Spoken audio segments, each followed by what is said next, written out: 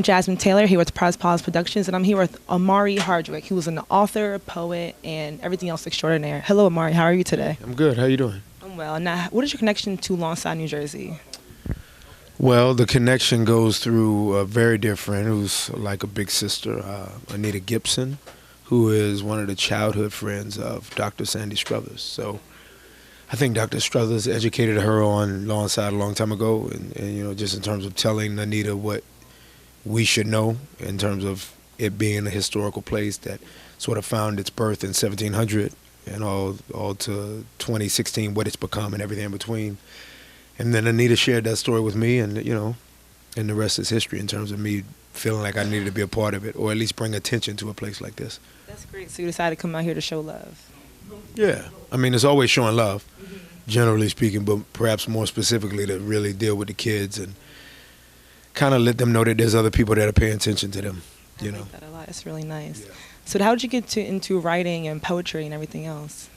I was maybe 14 years old, and I wrote a poem one day, and I liked the way it felt coming off. Maybe not my fingers, but my soul, and just in terms of what I felt when I would write. And but I was an athlete. I was a football, basketball, baseball, track. I did everything, soccer. So throughout high school, I kept writing, and then I got to University of Georgia and was a college football player, minored in theater. So perhaps that's when I found acting, and then writing to me has always been sort of the foundation of me as an artist. So I found it at the age of a lot of these kids. These kids leave here at, 13 years of age, and so maybe I was around that age when I found perhaps all of the art and the hybrid of me being an athlete and an artist, and, you know, that did it for me. Writing did it for me, it still does. That's good. So you still write poetry and everything? Yeah, okay. Absolutely. So if you weren't doing acting, you would be in the writing and books? I don't know. Yeah, I mean, I think I'd be teaching. Teaching? Yeah, I think I'd probably be I think I'd be at college somewhere. Yeah, I think I'd be a professor. Yeah, I think I would be doing that. I mean, I'll always, you know, I think at a particular age, the kids are very important in terms of you making sure that they have a foundation of knowing who they are first and foremost, finding self-esteem, literally self-esteem. But, you know, at the higher level of education, I think there's a lot of people that go to colleges and wish that they had professors that look like me, and they don't have those opportunities. Me, and in terms of the gender of being a male professor, a black male, teaching in a college setting, which is probably what I would end up doing, I think. Oh, that's great. So can you tell us about any upcoming projects you have? Yeah, I got a movie called Shot Caller, which I shot at the end of Power Season 2. I've shot a movie every year in between. Wow. Chapter and Verse is a very good movie about the ins and out of Harlem and the life of the Harlemite, and what they go through and what they've gone through, and the Harlem Renaissance in terms of Langston Hughes in that era, Miles Davis, Gil Scott-Heron, and what Harlem now looks like versus Harlem then. That is out now and is being promoted left and right, and then Shot Caller comes out September.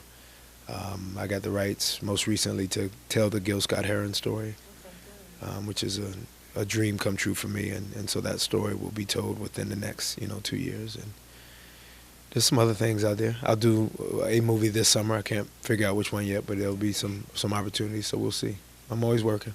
I hear that. I like that. So anything about Power you can give us? Any details? Nah. No? Okay. I'll be fired. Fine. We want to keep you employed, so. Yeah. No, it'll be great. It's